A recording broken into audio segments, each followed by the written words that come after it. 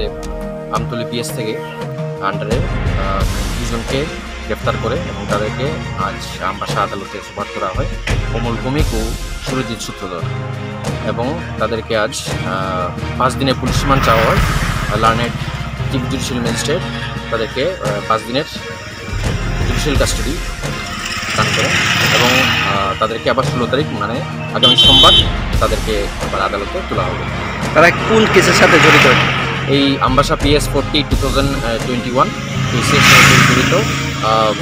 তাদের মধ্যে একজন গাড়ি চালক এবং আরেকজন এই কেসের মুখ্য আসামিদের মধ্যে একজন।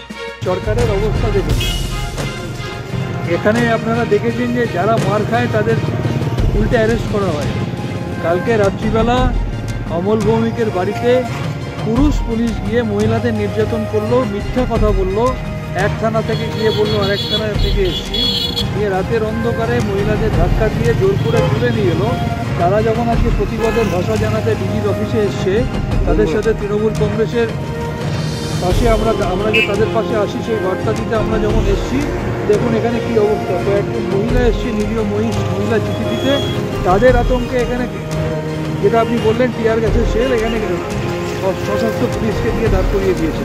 এটা প্রমাণ করে ত্রিপুরার তৃণমূল কংগ্রেস, বিপ্লব দেব, মমতা ব্যানার্জি এবং অভিষেক ব্যানার্জি এবং সর্বভারতীয় তৃণমূল কংগ্রেসকে কতটা ভয় পেয়েছে।